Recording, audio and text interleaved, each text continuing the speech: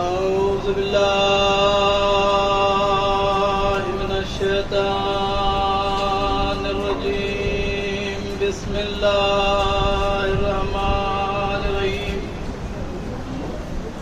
الحمد لله رب العالمين والصلاة والسلام على أشرف الأنبياء والمرسلين وخاتم النبيين ونبينا وشفينا ومولانا بالقاسم المحمد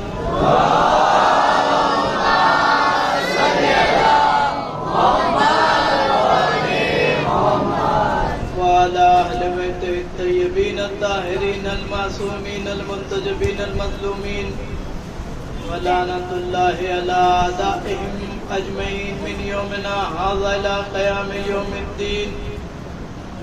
أما بعد فقد قال رسول الله صلى الله عليه وآله وسلم إنما أكمل المؤمنين إيمانا وأحسنهم أخلاقا صلوات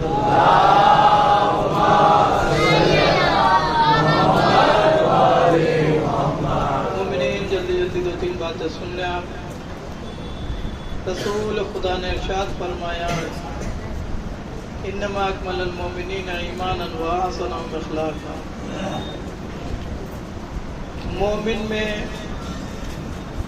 مومن کا ایمان اس وقت تک مکمل نہیں ہے جب تک اس کا اخلاق اچھا نہیں. اگر ایک انسان نماز پڑھتا ہے، روزہ رکھتا ہے، حج کر چکا ہے اور پورے اعمال کی ٹوکری اپنے سر پہ رکھ کر کے اللہ کی بارگاہ میں آئے اور اس کا اخلاق اچھا نہیں ہو تو اللہ اس کا یہ ایمان اس کے منہ پہ مار دے گا. تو کہنے کا مطلب یہ ہے کہ سب سے پہلے اپنا اخلاق اچھا بنائیے اور وہ بھی شروعات فرش اعضاء سے کیجیے. اس سے پہلے بھی فرش اعضاء پہ 2 مہینے تک باتیں ہو چکی کہ فرش اعضاء کی عزت کیجیے. ابھی کل آپ نے مولانا میثم زیدی صاحب سے سنا کہ ایک زمانہ وہ تھا کہ جب منبر کے پاس ایک الگ سے مسند بچھائی جاتی تھی، اس جگہ کوئی بیٹھتا نہیں تھا. اور یہ رواج سب جگہ تھا، ہر جگہ یہ رواج تھا. ممبئی کا نہیں معلوم، لیکن یہ لکھنؤ میں، حیدرآباد میں، کلکتہ میں، دیگر جگہوں پہ یہ رواج تھا کہ ایک مسند الگ سے بچھائی جاتی تھی عزا خانے میں. وہ مسند معصوم سے منسوب ہوتی تھی کہ معصوم آتے ہیں تو وہاں تشریف رکھتے ہیں، اسے لوگ چومتے تھے. بہت سی جگہ پہ اس پہ پھول ڈال دیے جاتے تھے، ہار ڈال دیے جاتے تھے تاکہ کوئی بیٹھے نہیں. تو پرانے جو گزر گئے ہمارے بزرگ علماء، انہوں نے ایسے ہی نہیں زندگی گزاری ہے، پڑھے لکھے تھے. آج ان علماء جیسا ایک بھی نہیں ملتا جلدی. بہت ڈھونڈنے پہ ہو سکتا کوئی مل جائے، نہیں ملتا آج کے زمانے میں. تو وہ لوگ ایسے نہیں تھے، ایسے ہی نہیں وہ اس کا احترام کرتے تھے. فرش اعضاء پہ آج بھی جناب زہرا تشریف لاتی ہیں، یہ یقین ہے. اب ذرا سوچیں کسی کے گھر میت ہو جائے تو آپ اس گھر میں، جس کے گھر میں میت ہوئی ہے، اس کے بیٹوں کے سامنے، اس کی بیٹیوں کے سامنے، اس کے اپنوں کے سامنے مسکرانا عیب سمجھتے ہیں، برا سمجھتے ہیں. تو ذرا سوچے کہ جس بیوی کے گھر میں میت ہوئی ہے وہ اتنی دور سے اپنی شکستہ پہلو لے کے آتی ہے اور آپ اس کے بعد اس کی مجلسوں کو اوائڈ کریں اور آپس میں اپنی دنیا کی باتیں اسے کریں، یہ اچھی بات نہیں. آپ یقین کریں اسی وجہ سے، اس سے ہوتا یہ ہے کہ برکتیں اللہ اٹھا لیتا ہے. اگر یہ حرکتیں ہم کریں تو اللہ برکتیں اٹھا لیتا ہے. پہلے حسین ٹیکری وغیرہ میں لوگ جاتے تھے تو 3 دن میں اچھے ہو کے آ جاتے تھے. آج کی تاریخ میں لوگ سالوں سے پڑھے اچھے نہیں ہو رہے ہیں. کیوں؟ کیونکہ لوگوں نے احترام اس کا ختم کر دیا ہے، اس کے احترام کو پامال کر دیا. اس لیے وہاں سے اللہ نے برکتیں صرف کر لی. جہاں سے اللہ برکتیں صرف کر لیتا ہے بہت برا ہوتا ہے، یاد رکھنا. تو اس کا احترام کیجیے عزاداری کا، یہ آپ کی ذمہ داری ہے. ہم لوگ کی عمر ہو چکی ہے، آج ہیں کل نہیں رہیں گے، آج ہیں کل فاتحہ پڑھا جائے گا. آپ لوگ جوان بچے ہیں، مولا آپ لوگ کو زندگی دے، یہ ذمہ داری آپ لوگ کے کندھے پہ ہے. تو اس کو سمجھیے، پہلے اس کی عزت کیجیے. اس کا احترام کیجیے. یہ دماغ میں رکھیے گا کہ 4 ہستیاں آتی ہیں، یہ تو کنفرم ہے. پہلے جناب سیدہ، دوسرے جناب سکینہ، تیسرے جناب زینب، چوتھے امام سجاد ہے. اور امام زمانہ تو ہر وقت ہر جگہ موجود آتے رہتے، لیکن یہ 4 ہستیاں آتی ہیں، مگر یہ کوئی نہیں بتا سکتا کہ کس کے پہلو میں کون بیٹھا ہے. تو سوچ سمجھ کر کے فرش اعضا پہ آ کر کے بیٹھیے.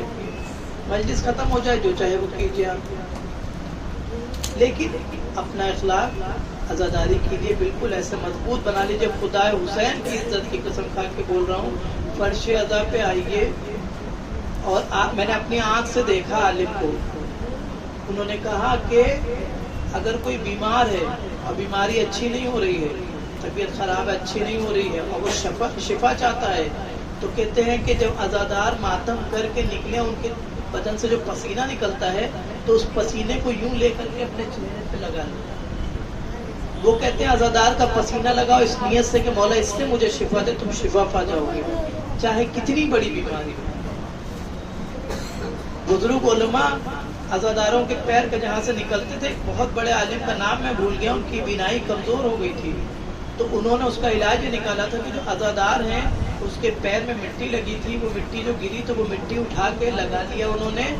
زندگی میں کبھی ان کو چشمہ نہیں لگا اور اچھے سے پڑھتے تھے، بینائی آ گئی تھی عزادار کے صرف پیر کے خاک کی وجہ سے. تو آپ اپنی اہمیت کو پہچانیے کہ آپ کی اہمیت کیا ہے، یہ فرش اعضا کیا ہے. ملائکہ آ کے یہاں پہ حدیث میں ہے کہ ملائکہ جب مجلس کر کے عزادار چلے جاتے ہیں تو ملائکہ آ کے یہاں سے لوٹ پوٹ کرتے ہیں، اور پھر وہ جب یہاں سے جاتے ہیں تو وہ والے ملائکہ، جنتی ملائکہ پوچھتے ہیں کہ کہاں سے آ رہا ہے، کہ جنت سے بھی بہترین خوشبو تیرے بدن سے آ رہی ہے. تو وہ پلٹ کے کہتا ہے جہاں حسین کے عزادار ماتم کر رہے تھے ہم اس جگہ پہ لوٹ کے آ رہے ہیں، یہ اس کی خوشبو ہے.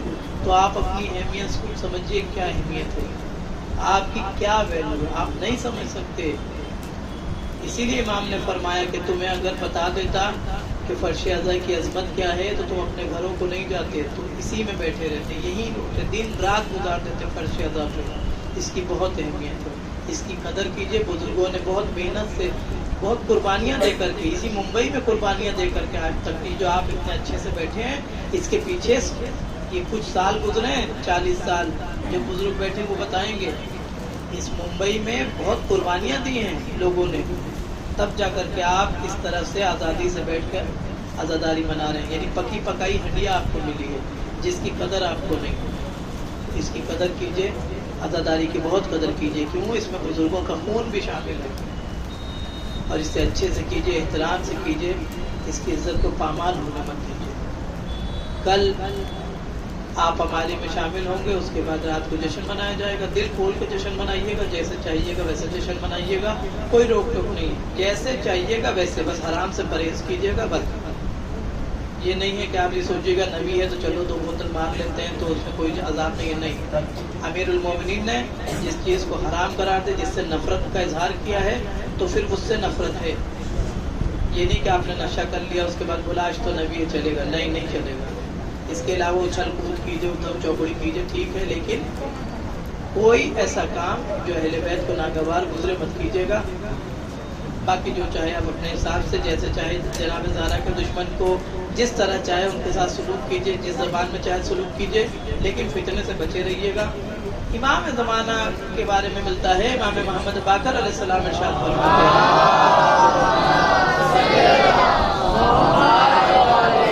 فرماتے ہیں جب میرا بیٹا ظہور کرے گا تو ظہور کرنے کے بعد میرا بیٹا مدینے جائے گا.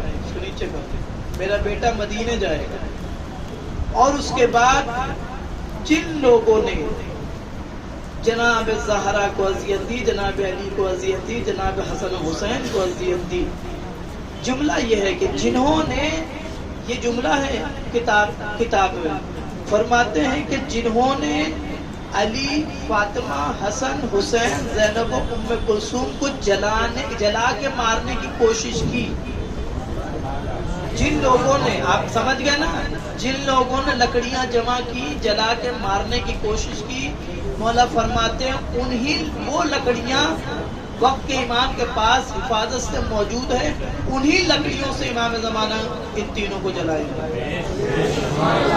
جب سرکار ظہور کریں گے تو انہیں قبروں سے نکالیں گے، پیڑ پہ لٹکا کے جلائیں گے۔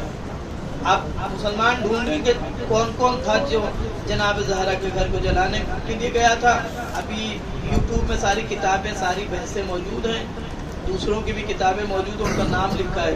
اب جو گیا تھا غیر بتائیں گے کون کون گیا تھا۔ وہ لکڑیاں موجود ہیں امام کے پاس، ان لکڑیوں سے جلائیں گے پیڑ پہ لٹکا کر جناب زہرا کے قاتل، پھر زندہ کریں گے۔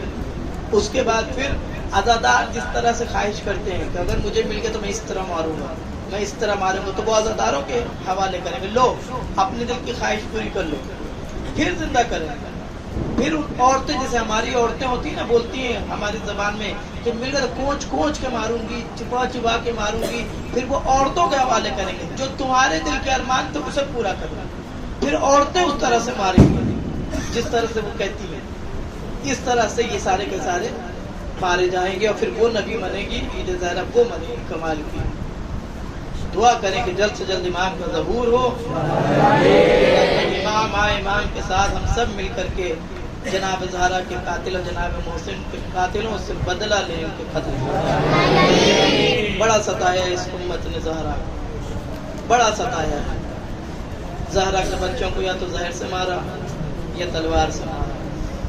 یہ جو تیرا 12واں آج یتیم ہوا، آج امام زمانہ کی یتیم کی رات ہے، تیرا امام آج یتیم ہو گیا۔ یتیم بہت سارے امام ہوئے ہیں، لیکن ان میں فرق ہے، بڑا فرق ہے۔ یہ وہ یتیم ہے کہ جب یتیم ہوا نا تو باپ کے جنازے کے بعد چپ کر کے یوں کھڑا تھا، میرا مولا رو نہیں رہا تھا، یوں کھڑا تھا۔ اس کی وجہ یہ تھی کہ دشمن دروازے پہ تھے، دشمن کو حکم تھا کہ اگر کسی مرد کے رونے کی آواز آئے تو کسی کے پردے کا خیال نہیں کرنا، دروازہ توڑ کے اندر چلے جانا۔ جب تیرے امام حسن عسکری کو زہر دیا گیا نا، امام عسکری اس لیے کہتے ہیں کہ جہاں پہ مولا رہتے تھے اس جگہ کا نام عسکر تھا۔ عسکر کہتے ہیں فوج کی چھاونی کو۔ امام کے گھر کے چاروں طرف فوج کی چھاونی بنوائی تھی۔ وجہ یہ تھی کہ اس امام کو قید نہیں کیا گیا تھا، اسے زندگی بھر قید کیا گیا۔ امام کے گھر کے چاروں طرف چھاونی بنا دی گئی تاکہ امام کا گھر پورا قید میں تھا۔ کیوں قید نہیں کیا گیا؟ تاکہ یہ قید ہوتے تو بعد کی تبلیغ ہوتی، اور تبلیغ ہوتی پھر لوگوں میں آپس میں بغاوت شروع ہوتی۔ اس وجہ سے امام کو امام کے گھر میں قید رکھا۔ دیگر امام موسیٰ کاظم 14 سال قید رہے، لیکن تیرا 11واں امام پہلا امام ہے جس کی عمر 28 سال، کل عمر 28 سال تھی، اور 28 سال امام قید میں رہے۔ امام کے سامنے، امام جواد کے سامنے 5 سال کی عمر میں جب امام عسکری کے ہاتھ میں بیڑیاں پہنائی گئی نا تو اپنے باپ کی طرف دیکھ کے کہتے ہیں بابا 5 سال کے بچے کو بھی قیدی بنایا جاتا ہے۔ امام جواد کی چیخیں نکل گئی، رو کے کہتے ہیں بیٹا یہ امت بڑی ظالم ہے، اس نے تیری 4 سال کی سکینہ کو نہیں چھوڑا تو 5 سال کا کیا ہے؟ تیرا امام 28 سال کا تھا۔ اس امام پر ظلم یہ کیا گیا کہ 11ویں امام کو زہر بھی دیا گیا۔ جب تیرا 11واں امام زہر لے کے تڑپنے لگا نا تو ظالم نے تیرے امام پر تازیانہ مسالہ شروع کیا۔ ادھر امام زہر سے تڑپ رہا تھا، ادھر تازیانہ پڑھ رہا تھا۔ تیرا 12واں امام غیب میں تھا، 12واں امام غیب میں تھا، باپ کے پاس، باپ کے قریب نہیں آ سکتا تھا۔ پھوپھی نے دروازہ بند کر دیا، امام چپ کر کے کھڑا رہا۔ جنازہ تیار ہونے لگا، دشمن کو 12واں امام چاہیے تھا کہ یہ بچہ کہیں بھی نظر آئے اسے لے کے آؤ۔ امام حسن عسکری کا ایک بھائی تھا کہ جس نے امام حسن عسکری علیہ السلام کے جنازے کو افطار کیا۔ معصوم نے آ کے پردے میں آ کر کے غسل دیا، امام پھر واپس چلے گئے۔ ادھر جنازہ تیار ہوا، دشمن کو دکھانے کے لیے امام کا بھائی مصلی پہ آگے کھڑا ہوا۔ جب پورے لوگ آگے آ کر کے کھڑے ہو گئے تو امام کو انہوں نے اشارہ کیا، امام پردے سے تشریف لائے، آ کے جنازہ پڑھایا۔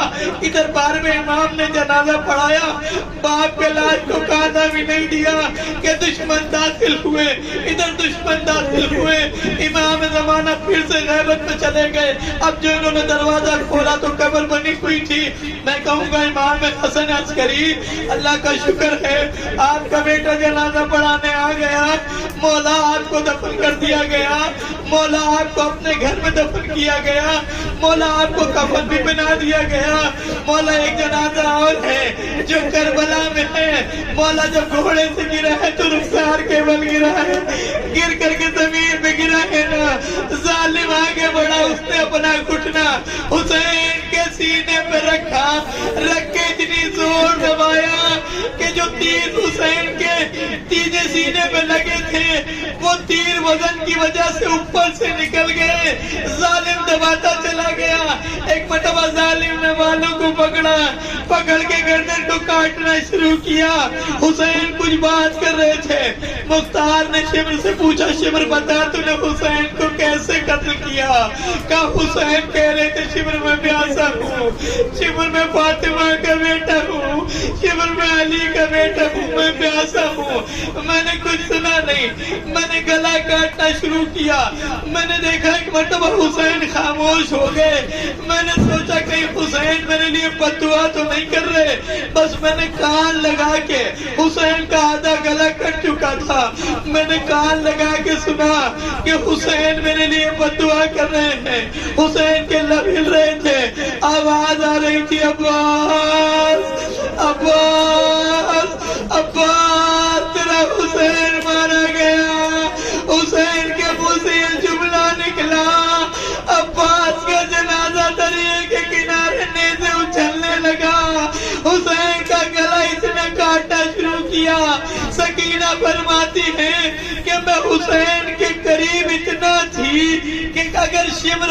ہاتھ پیچھے کرتا تو اس کا ہاتھ میرے رخسار تک آتا، میں کہتی رہ گئی شمر نہ مار میرا بابا پیاسا ہے، شمر نہ مار یتیم ہے، لیکن شمر نے میری ایک نہ سنی، اس نے میرے باپ کے گلے کو کاٹنا شروع کیا، جب میرا باپ کا گلا نہیں کٹانا تو اس نے خنجر سے کچھ چھڑانا شروع کیا، اب جو دیکھا تو حسین کی نسیں خنجر میں الجھ گئی تھی، اس نے پھر ہڈیوں پہ وار کرنا شروع کیا، سکینہ فرماتی اماں میں نے اپنے حسین کے گلے کی ہڈیوں کی آواز سنی۔